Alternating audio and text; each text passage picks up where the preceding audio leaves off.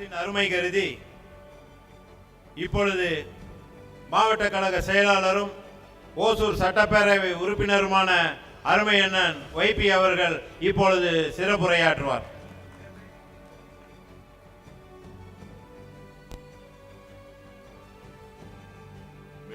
மேடையில் இருக்கிற தலைவருங்க யாரும் ஒன்றும் நினைக்க வேண்டாப்பா. ஏன்னா எல்லா பெண்கள் கூட்டம் அதிகம், சீக்கிரம் போய் வீடு சேரணும். நாளைக்கு தலைவரோட பிறந்த நாள், நாங்களும் இரவோட இரவு சென்னைக்கு போகணும். அதனால நான் பேசிட்டு அண்ணா பேசுனா முடிச்சிடும். அதனால யாரும் எழுக்கூடாது, அதுதான் ரொம்ப முக்கியம். இன்னும் யார் யார் பேசுறாங்களோ நம்ம போகலான்னு யாரும் நினைக்க வேண்டாம். 2 பேர் தான். ஓகேவா? ரெடியா? மாண்புமிகு கழக தலைவர்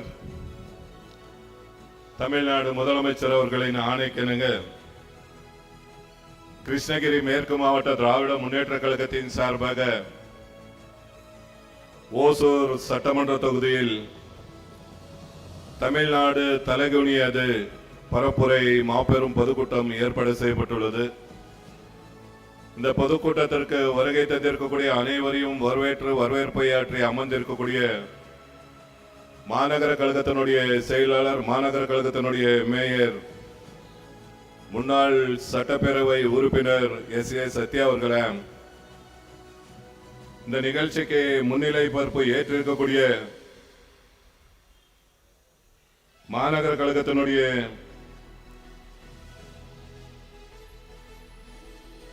ஒன்றிய கழகத்தினுடைய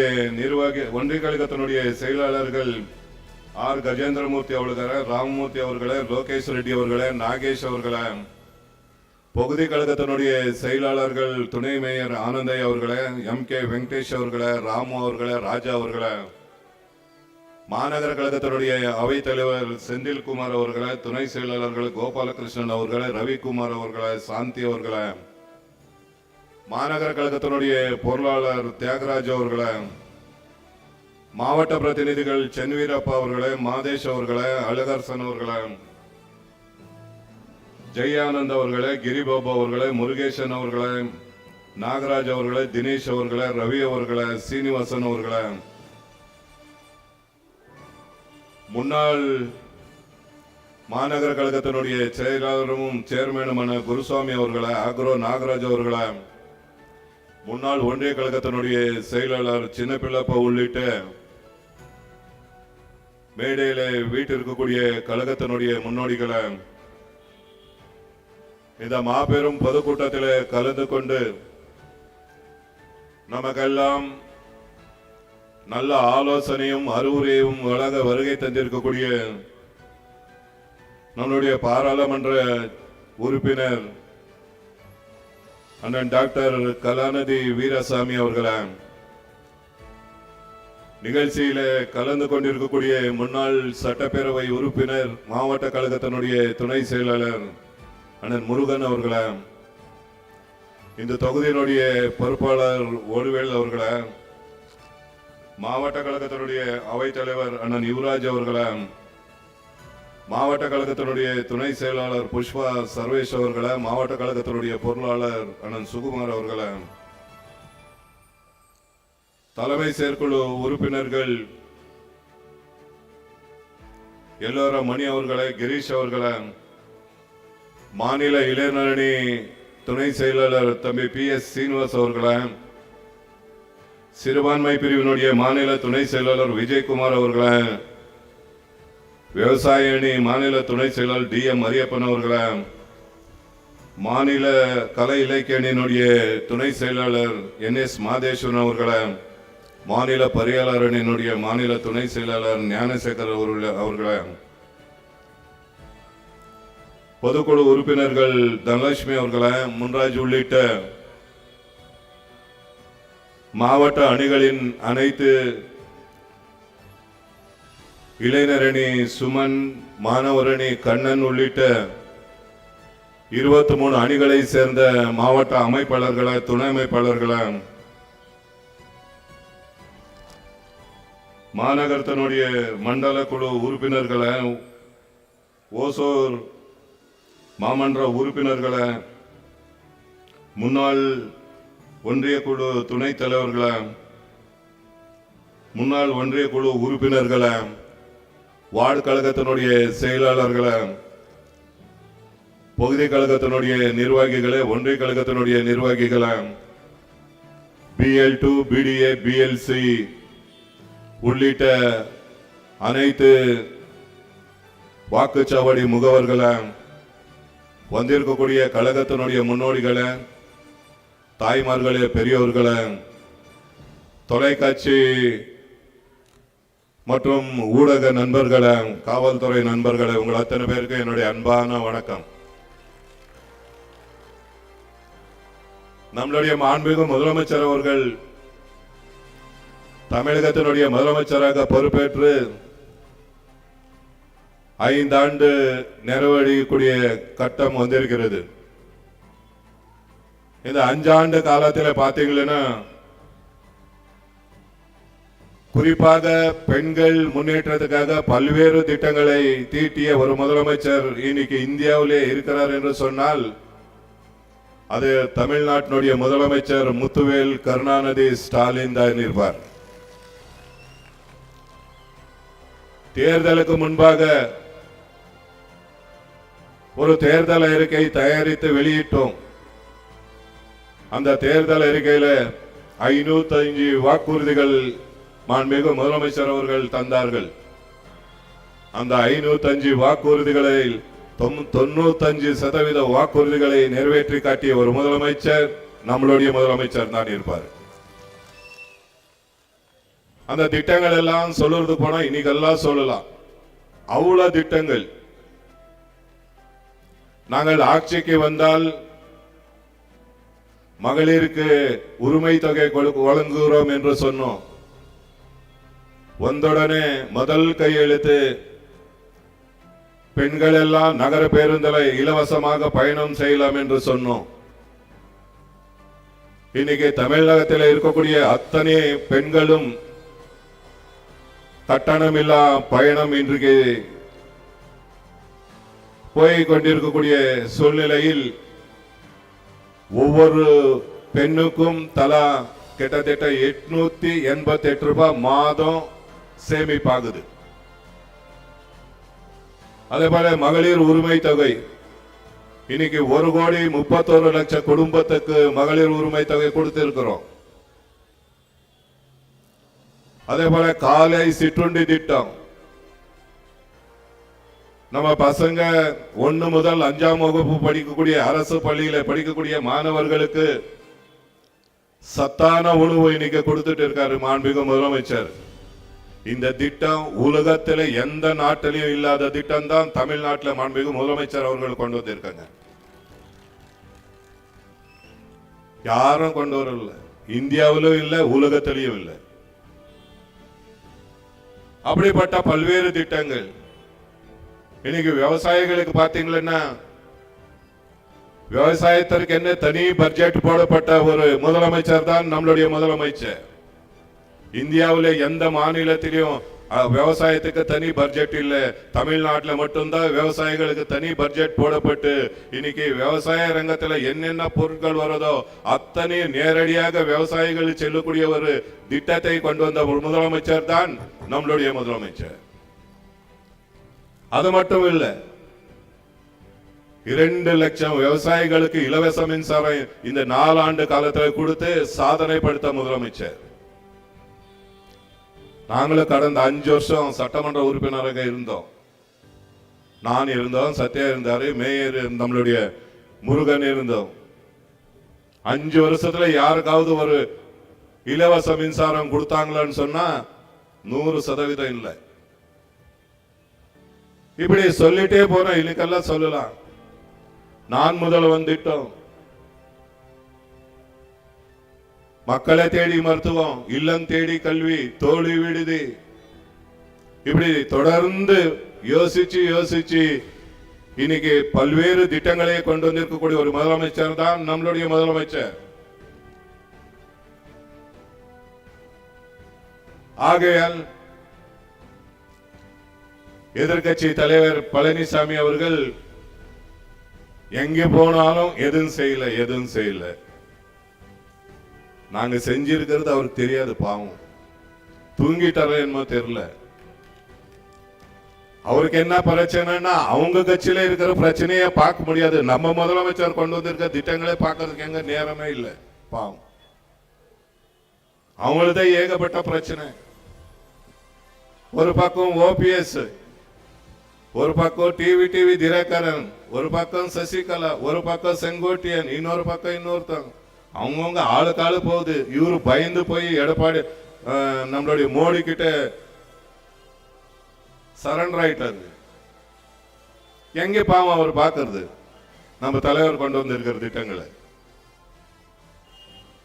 அதனால 10 வருஷம் ஆட்சியில இருந்து ஒன்னும் செய்யாம இருந்த பழனிசாமி 5 வருஷத்துல மாண்புமிகு முதலமைச்சர் அவர்கள் யாரும் செய்யாத சாதனைகளை கொண்டு தந்து மக்களை இன்றைக்கு அனைத்து குடும்பங்களுக்கும் ஏதோ ஒரு வகையில ஒரு அற்புதமான ஒரு திட்டம் அந்த குடும்பத்திற்கு சேர்ந்து இருக்குது என்று சொன்னால் அப்படிப்பட்ட ஆட்சி தான் நம்மளுடைய முதலமைச்சர் அவர்கள் கொண்டு வந்திருக்காங்க. எல்லோருக்கும் எல்லாம் கடிக்க வேண்டும் என்ற நோக்கத்தோடு இந்த ஆட்சி நடைபெற்றிருக்கு. நீங்க எந்த குடும்பத்திலையாவது எடுத்துக்கங்க, ஏதோ ஒரு வகையில அந்த குடும்பம் இந்த ஆட்சியில ஒரு பயன் பெற்று இருக்கும். அப்படிப்பட்ட ஒரு ஆட்சி தான் இன்னைக்கு முதலமைச்சர் செஞ்சிருக்காங்க. 1000 ரூபாய் கொடுக்கும் போது சொன்னார், எப்படி கொடுக்க முடியும், கொடுக்கவே முடியாது, ஓட்டுக்காக ஏமாத்துறாருன்னு சொன்னாரு. நாங்க போன வாரம் அந்த 1000 கொடுக்கறத தடுக்கிறது பார்த்தாங்க, நம்ம சத்யா சொன்னது போல. அது தெரிஞ்சிட்ட முதலமைச்சர் அவர்கள் 20 அனைத்து 1,31,00,000 குடும்பங்களுக்கும் காலையில் 6 மணிக்கு எடுத்து தாய்மார்கள் எல்லாம் செல்போன் ஆன் பண்ணா தான் 5000 விழுந்திருக்கு. எல்லாம் ஒரே சந்தோஷம். 5000 பொங்கலுக்கு 3000 கொடுத்தோம். நாங்க ஆட்சிக்கு வந்த கொரோனா காலத்துல சட்டமன்றத்தில் எதிர்கட்சியே இருக்கும்போது கேட்டோம், ஒரு குடும்பத்துக்கு 5000 கொடுங்க. கொரோனா காலத்துல யாரும் வெளியில போக முடியல, எந்த வேலைக்கும் போக முடியல, எல்லாம் முடக்கப்பட்டு இருக்கு. அரசின் சார்பாக 5000 கொடுங்கன்னு கேட்டோம். போராடி போராடி போராடி லாஸ்ட் வந்த உடனே அந்த மீதி இருக்கிற 4000 தர்றேன்னாரு. 2 முறை 4000 கொடுத்தோம். இதெல்லாம் எதுக்கு சொல்றேன்னா, சொன்னதை நிறைவேற்றி காட்டக்கூடிய ஒரு முதலமைச்சர் இன்னைக்கு இந்தியாவில் இருக்கிறார் என்று சொன்னால் அது தமிழ்நாட்டுடைய முதலமைச்சர் அண்ணன் தளபதி தான் இருப்பார்.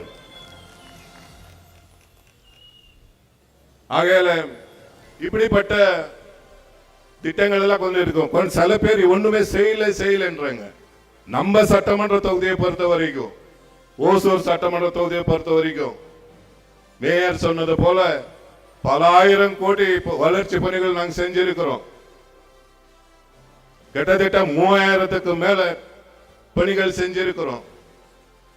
கேட்டதெல்லாம் கொடுத்த ஒரு முதலமைச்சர் யாருன்னு சொன்னா அது நம்மளுடைய தமிழ்நாட்டினுடைய முதலமைச்சர் அண்ணன் தளபதி தான் இருப்பாங்க. இன்னைக்கு கிருஷ்ணகிரி மாவட்டத்தில் மட்டும் மகளிர் உரிமை தொகை 60,000 குடும்பத்துக்கு வருது. 60,000 குடும்பத்துக்கு. கிருஷ்ணகிரி மாவட்டத்தில் 85,711 குடும்பங்களுக்கு 10 வருஷத்துக்கு மேல யாரெல்லாம் வீடு கட்டி பட்டா கொடுக்காம இருந்ததோ அவங்களுக்கெல்லாம்.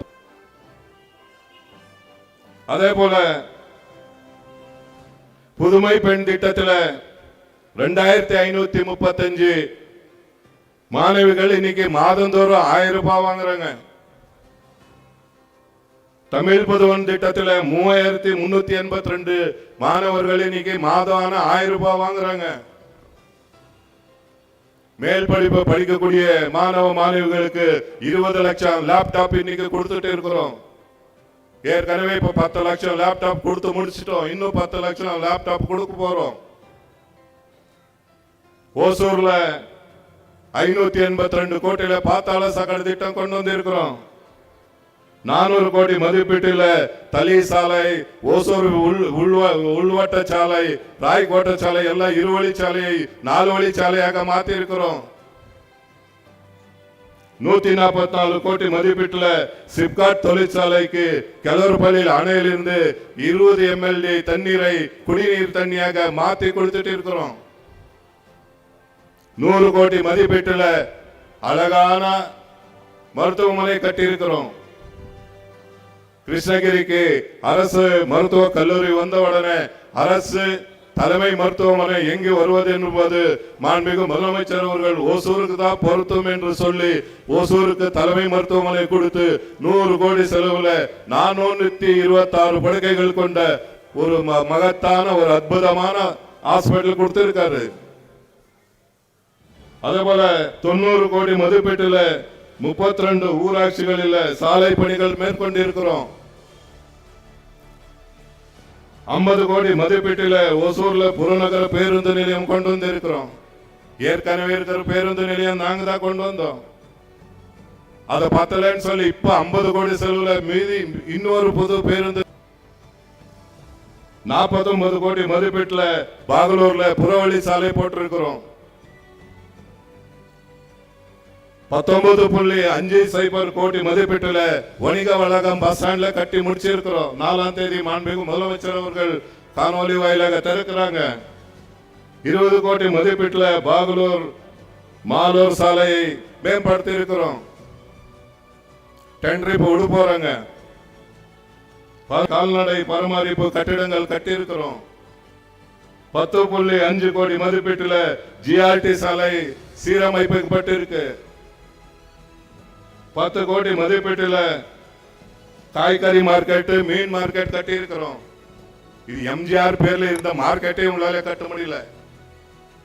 எம்ஜிஆர் பேரை வைத்துக் கொண்டு எம்ஜிஆர் மார்க்கெட்டு கட்ட முடியாத ஒரு ஆட்சி தான் 10 வருஷம் ஆட்சியில இருந்தது. நம்மளுடைய மாண்புமிகு முதலமைச்சர் தான் பொறுப்பேற்ற உடனே எம்ஜிஆர் மார்க்கெட்டை நாங்க தான் கட்டி இருக்கிறோம். 10 கோடி மதிப்பீட்டுல எல்லா பள்ளியிலையும் பசங்க எல்லாம் வெளியில உட்கார்ந்து படிச்சுட்டு இருந்தாங்க மரத்து கீழே. இன்னைக்கு 10 கோடி செலவுல அனைத்து பள்ளிகளிலும் வகுப்பறைகள் கட்டி இருக்கிறோம். 10 கோடி செலவுல கிளறுப்பள்ளி இடது மற்றும் வலது கால்வாய்கள் புனரமைத்து செய்து விவசாயிகளுக்கு தண்ணீர் சரியாக போகக்கூடிய வசதி செஞ்சு கொடுத்து இருக்கிறோம். 9.9 கோடி மதிப்பீட்டுல சுற்றுலா மளிகை கொண்டு வந்து இருக்கிறோம். ஓசூர் இவ்வளவு பெரிய வளர்ச்சி அடைஞ்சிருக்கு. யார் வந்தாலும் தங்குவதற்கு இடம் இல்லை, தனியார் ஓட்டுல போய் தங்க வேண்டிய சூழ்நிலை இருக்குது என்று சொல்லி மாண்புமிகு முதலமைச்சர் இடத்துல சொன்ன போது ஓசூருக்கு ஒரு விருதுநர் மாளிகை இன்னைக்கு 9 கோடி 90 லட்சம் மதிப்பீட்டுல அது கட்டி கொண்டிருக்கிறோம். 3 கோடி மதிப்பீட்டுல நாகண்டப்பள்ளி ஏரி முதல் அந்த சாலையும் சரி செஞ்சுட்டு இருக்கிறோம்.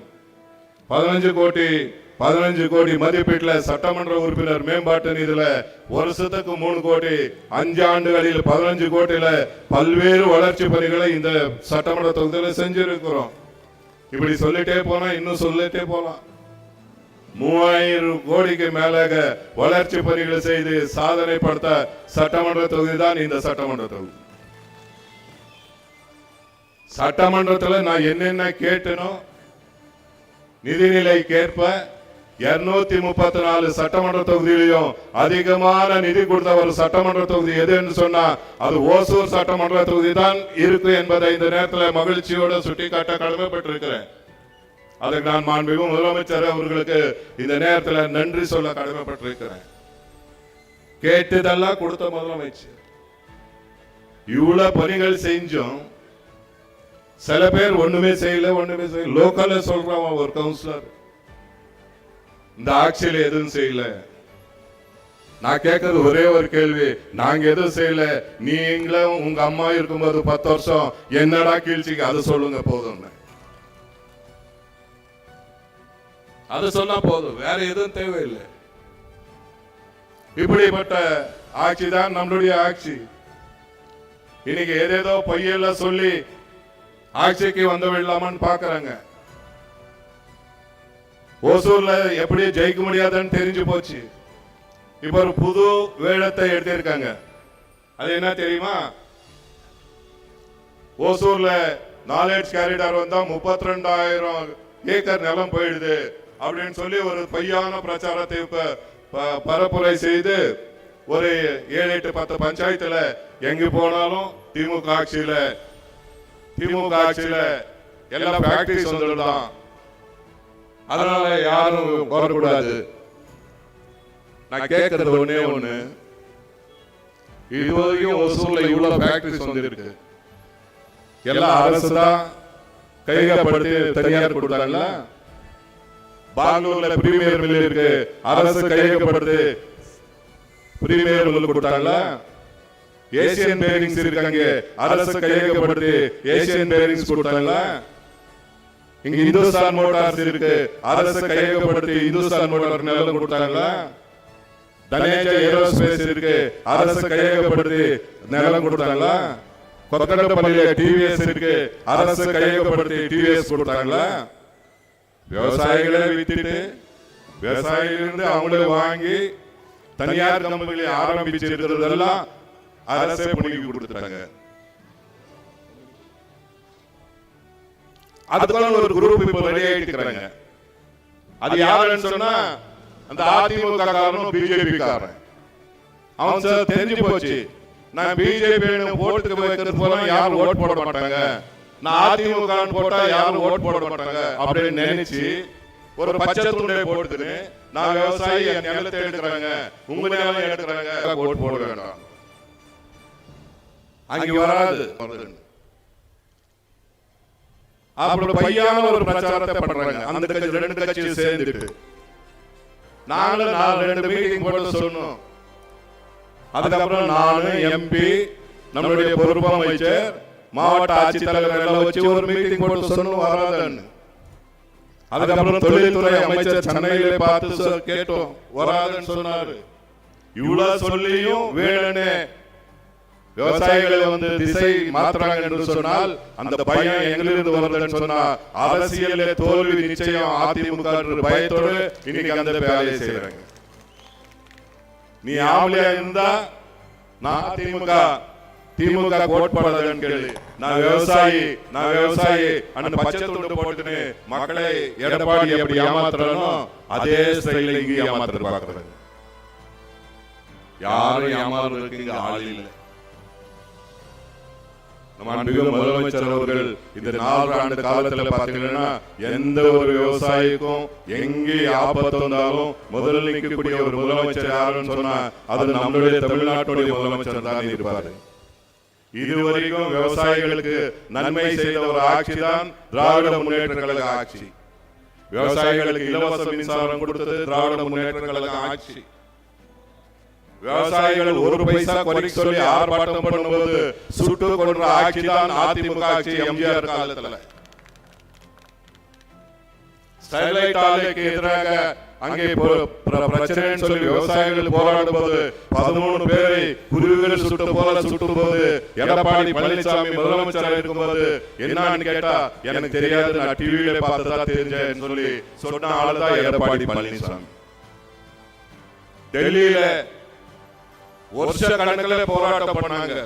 நியாய விலை கிடைக்க விவசாய பொருட்களுக்கு நியாயமான விலை கிடைக்கணும்னு சொல்லி டெல்லியில போராட்டம் நடத்தினாங்க. ஒரு நாளாவது அந்த பிஜேபி அரசு உங்களுக்கு பிரச்சனை என்ன நான் இருக்கிறேன் பேசுறேன் உங்களுக்கு சால்வ் பண்ணி தரேன்னு ஒரு நாளாவது அந்த பிஜேபி கார விவசாயம் பத்தி யோசிச்சானா? எத்தனை பேர் உயிரிழந்தாங்க தெரியுமா? அந்த உயிரிழப்புக்கான காரணம் யாருன்னு சொன்னா அது பிஜேபி அரசு தான். இந்த பிஜேபியும் இந்த அதிமுகவும் 2 பேரும் விவசாயிகளுக்கு எதிரான ஒரு கட்சி தான் என்பதை இந்த நேரத்தில் நான் பதிவு செய்ய கடமைப்பட்டிருக்கிறேன். என்றைக்கும் விவசாயிகளுக்கு உறுதுணையாக இருக்கக்கூடிய ஆட்சி தான் திராவிட முன்னேற்ற கழக ஆட்சி. இங்க இருக்கிற விவசாயிகள் எல்லாம் சேர்ந்தாங்க. இங்க இருக்கிற ஒரு லீடரை கூட்டி எடப்பாடி போய் எடப்பாடி பழனிசாமியை பார்த்தாங்க. இப்ப எடப்பாடி பழனிசாமி சொன்னா நான் சட்டமன்றம் கூடும்போது நான் இந்த கேள்வியை எழுப்பி அங்கே சட்டம் வருவதற்கு நான் விடமாட்டேன் அப்படின்னு சொன்னாரு. ஆமா, நானும் பார்த்தேன். சட்டமன்றத்தில் அவர் பேசுறது ஆரம்பிக்கிறதுல முடிவு வரைக்கும் உட்கார்ந்து பார்த்தேன். நானும் எங்களுடைய பொறுப்பு அமைச்சர் 2 பேரும் தயாராக இருந்தோம். தொழில்துறை அமைச்சரும் தயாராக இருந்தார். 3.5 மணி நேரம் பேசினார். எவ்வளவு மணி நேரம்? 3.5 மணி நேரம்.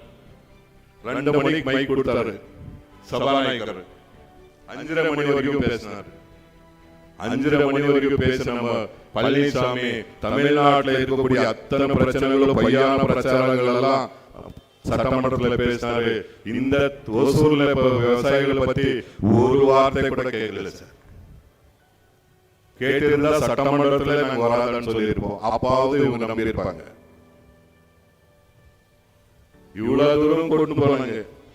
எடப்பாடி வரைக்கும் எடப்பாடி பழனிசாமியை பார்க்கறது, மாண்புமிகு எதிர்க்கட்சி தலைவர் எடப்பாடி பழனிசாமி ஒரு வார்த்தை இவங்க எல்லாம் விவசாயிகளுக்கு சப்போர்ட் செய்யறவங்களா நான் கேட்கிறேன்.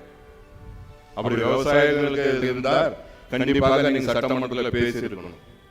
நான் தான் வேளாண் மண்டலமாக அறிவிக்கணும்னு சொல்லி இன்னைக்கு சட்டமன்றத்தில் மனு கொடுத்திருக்கிற 155 விதிகளை மனு கொடுத்திருக்கிற விவாதத்துக்கு எடுக்கணும்னு சொல்லி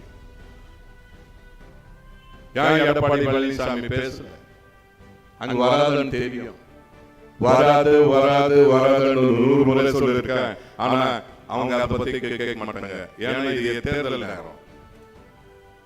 நீங்க என்ன அரசியல் பேசினாலும் என்ன பேசினாலும் நம்மளுடைய மாண்புமிகு முதலமைச்சர் மீது எல்லோருக்கும் நம்பிக்கை இருக்கு. வரதில்லை என்று சொன்னால் கண்டிப்பாக வராது என்பதை அனைவரும் உணர வேண்டும் என்று இந்த நேரத்தில் நான் கேட்டுக்கொள்ள கடமைப்பட்டிருக்கிறேன். இப்படி தொடர்ந்து நம்முடைய மாண்புமிகு முதலமைச்சர் அவர்கள் சிறப்பான ஆட்சி நடத்தி கொண்டிருக்கக்கூடிய காலகட்டத்தில் இன்னும் ஒரு 60 நாள் தேர்தல் வரப்போகுது. இந்த தேர்தல் வரும்போது நீங்க எல்லாம் ரொம்ப ஜாக்கிரதையா இருக்கணும். இந்த முறை போட்டி யார் யாருக்கு தெரியுமா? டெல்லிக்கா தமிழ்நாடுக்கா? யார் ஜெயிக்கிறோம்? யார் ஜெயிக்கிறோம்? தமிழ்நாடு தான் ஜெயிக்கும். தமிழ்நாடு தோத்த வரலாறே கிடையாது. நம்மளுடைய மாண்புமிகு முதலமைச்சர் அவர்கள் பொறுப்பேற்ற கழக தலைவராக பொறுப்பேற்ற பிறகு 11 தேர்தல் நடந்திருக்கு. 11 தேர்தலையும் தோல்வியே இல்லாத ஒரு சரித்திர நாயகன் யாருன்னு சொன்னால் அது முத்துவேல் கருணாநிதி ஸ்டாலின் தான் இருப்பார். அடுத்து நடக்கக்கூடிய தேர்தலிலும் மகத்தான வெற்றி பெறுவார். 200 தொகுதிகளுக்கு மேல் வெற்றி பெற்று மீண்டும் 2வது முறையாக மாண்புமிகு முதலமைச்சர் அவர்கள் மீண்டும் முதலமைச்சராக வருவார்கள். ரொம்ப ஜாக்கிரதையா இருக்கணும். அதுல குறிப்பா பெண்கள் ரொம்ப ஜாக்கிரதையா இருக்கணும். உங்களுக்கு சொத்துல சம உரிமை கொண்டு வந்துடுறாங்க. உங்களுக்கு மகளிருக்கு சுய உதவி குழுக்கள் கொண்டு வந்துடுறாங்க. எத்தனையோ திட்டங்கள் பெண்களுக்காக கொண்டு வந்திருப்பாங்க. இதெல்லாம் தொடர்ந்து இருக்க வேண்டும் என்று நினைத்தால் நீங்க கண்டிப்பா மாண்புமிகு முதலமைச்சர் அவர்களுக்கு ஆதரவாக இருக்கணும். உதயசூரியன் தான் உங்களுக்கு தெரியும். இன்னொன்னு சொல்லியிருக்காரு, 5000 போட்டது முக்கியம் இல்ல, அடுத்தது நான் தான் வர போறேன், 1000 கொடுக்கறது 2000 கொடுக்க போறேன்னு சொல்லியிருக்காரு. அதனால ரொம்ப ஜாக்கிரதையா நீங்க இருக்கணும். ஜாகிரதை இந்த தேர்தல் ரொம்ப ரொம்ப முக்கியம். டெல்லிக்கா தமிழ்நாடு வரும்போது தமிழ்நாடு தான் வெல்லும் என்ற குறிக்கோளோடு நீங்க வேலை செய்யணும். இதுதான் ரொம்ப முக்கியம். உங்களுக்கு தெரிய வேண்டியதெல்லாம் உதயசூரியன் உதயசூரியன் உதயசூரியன் தான். என்ன சின்னம்? சவுண்டே வரலையே. உதயசூரியன் தானே? உதயசூரியன் தான் தெரியணும். நீங்க மட்டும் இல்ல, எல்லாருக்கும் சொல்லுங்க உதயசூரியன் தான் வரணும்னு சொல்லுங்க.